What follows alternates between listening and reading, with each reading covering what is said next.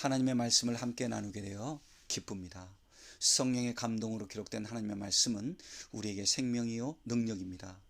이 말씀을 함께 나누는 우리 모두에게 구원의 은혜와 치유, 회복의 은혜가 임하기를 예수 그리스도 이름으로 간구합니다. 오늘은 창세기 1장 1절에서 25절 말씀을 읽고 태초에 하나님이 천지를 창조하시니라는 이 제목으로 하나님의 말씀을 같이 나누기를 원합니다. 창세기를 우리는 시작을 말해주는 책이라고 하지요. 모든 만물의 시작을 알려주고 있기 때문입니다. 모든 것은 하나님의 창조로 시작되었습니다. 땅에 있는 것들만 창조하신 것이 아닙니다. 하늘들, 저 우주에 몇 억 마일리 몇 억 광년의 거리에까지 펼쳐져 있을지 모를 하늘 위의 하늘들, 모든 것은 전능하신 하나님이 창조하셨습니다. 우리가 살아가는 이 땅과 땅에 있는 우리들을 포함한 모든 것들을 하나님이 창조하셨습니다. 또한 설령 우리가 아직까지 알지 못했던 어떤 행성, 어떤 생명체가 설령 발견된다 할지라도 그것 역시 하나님의 창조물입니다. 하나님은 영원하신 분이십니다. 영원하다는 것은 시간적 개념이 아닙니다. 처음과 나중, 세월의 흐름과 변화, 늙음과 죽음의 세월로 흘러가는 그런 시간적 개념이 아닙니다. 우리가 이 세상을 떠나 천국에 갈 때 그것을 우리는 영원한 나라라고 하지요. 거기서 우리가 영생합니다. 그때 영생한다는 것은 억만년까지 산다는 의미가 아니라 변화하지 않는 온전한 존재로 충분한 삶을 누리게 된다는 것입니다. 생명의 주 예수 그리스도를 믿음으로 우리는 이 영생을 얻을 수 있습니다. 요한복음 1장 1절에 태초에 말씀이 계시니라 라고 하셨는데 그때 말씀은 예수님을 의미합니다. 요한복음 1장 1절에서 태초에는 그러므로 창세기 1장 1절의 태초에와는 개념이 다릅니다. 창세기 1장 1절에서 태초는 창조, 곧 인간의 입장에서 시간의 시작을 말하는 것이지만 요한복음의 1장 1절 태초는 영원을 의미합니다. 창세기는 시작을 말하는 책인데 이것은 또한 우리의 믿음의 시작을 점검하는 책이기도 합니다. 누구라도 하나님이 만물을 창조하셨다는 사실을 믿을 때, 그리고 자신을 하나님이 창조하셨다는 사실을 믿을 때 믿음이 가능한 것입니다. 우리의 믿음은 하나님의 창조를 믿고 예수 그리스도의 구주 되심을 믿고 성령님 안에 거함으로 온전해질 수 있지요. 하지만 이 온전한 믿음의 근거가 되는 기초 출발은 바로 하나님의 창조를 믿음으로 시작될 수 있는 것입니다. 여러분은 하나님의 창조를 믿으시는지요? 여러분이 진화론을 믿지 않고 하나님의 창조를 믿는다면 여러분은 복된 분이십니다. 하나님의 생명과 능력이 여러분에게 임할 것입니다.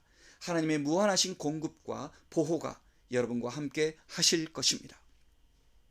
6일 동안 창조 사역을 보면 첫째 날은 빛을 창조하셨습니다. 아직 태양을 창조하시기 전에 빛을 먼저 창조하셨습니다. 이 빛이 무엇일까요? 우리는 지구 중심 혹은 태양계 중심의 세계관을 가지고 있기에 지구에 비치는 태양만을 생각하며 태양이 빛의 근원이라고 생각합니다. 그러나 하나님이 창조하신 우주는 그 안에는 태양계가 몇 천 개, 몇만 개가 되는지 아무도 모릅니다. 첫째 날 창조하신 빛이 어떤 빛을 말하는지 궁금해서 사람들은 우주의 에너지 원을 하나님께서 창조하셨다, 혹은 신령한 영적인 빛을 하나님이 이렇게 말씀하고 있다, 이렇게 해석하는 자들도 있습니다. 분명한 것은 해, 달, 별이 있기 전에 영광의 빛이신 하나님의 능력으로 어떤 근원적인 빛이 있었음을 성경은 말하고 있다는 사실입니다.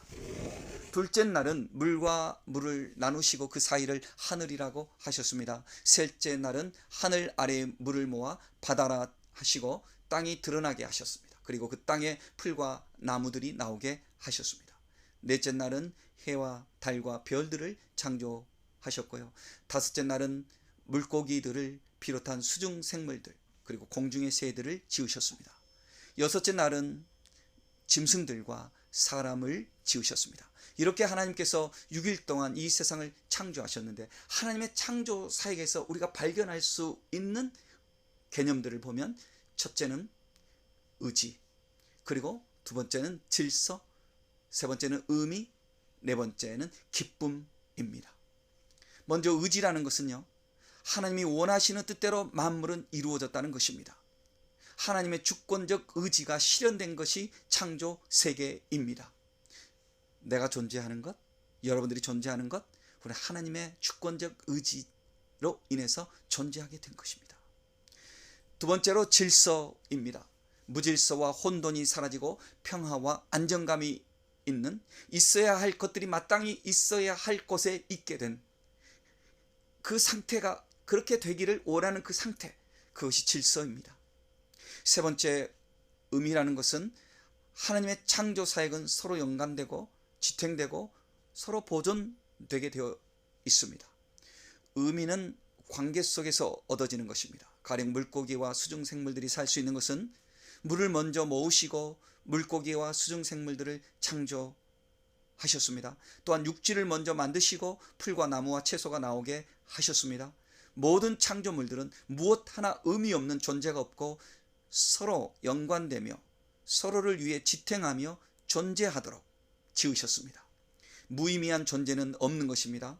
하물며 우리 인간의 존재는 어떠하겠습니까?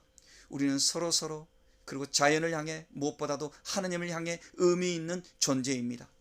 예수 그리스도를 믿음으로 구원을 얻으면 이 의미가 온전하게 회복되고 충만한 삶을 우리가 누리게 되는 것입니다. 네 번째로 기쁨이라는 것은 매번 하나님이 창조하실 때마다 보시기에 좋았다는 것입니다. 존재하는 것들은 하나님의 기쁨인 것입니다. 저도 여러분도 우리는 모두 하나님의 기쁨입니다. 우리에게 하나님의 주권적 의지가 작용하고 하나님의 질서가 주어지고 하나님 안에서 의미가 깨달아질 때 우리는 하나님의 기쁨이 충만한 존재가 될 것입니다. 스바냐 3장 17절 말씀, 너의 하나님 여호와가 너희 가운데 계시니 그는 구원을 베푸실 전능자이시라. 그가 너로 말미암아 구원을 이기지 못하시며 너를 잠잠히 사랑하시며 너로 말미암아 즐거이 부르며 기뻐하시리라 하리라. 우리가 주님 안에 있을 때, 주님의 주권적 의지 안에 있을 때 모든 어둠의 세력은 사라지고 주님의 통치가 임하게 될 것입니다. 허무와 공허, 무질서한 것들이 사라지고 삶의 질서가 잡히게 될 것입니다. 그래서 우리의 삶은 허망하지 않고 영원한 의미가 회복되고 주님의 기쁨이 충만하게 될 것입니다. 이제 다음 말씀에서 이와 같은 우리 인간이 어떻게 창조되었고 그래서 어떤 존재인지에 대해서 보다 더 구체적으로 살펴보도록 하겠습니다. 주의 말씀의 능력, 성령의 능력이 함께하는 청취자 여러분 되시기를 주의 이름으로 축복합니다.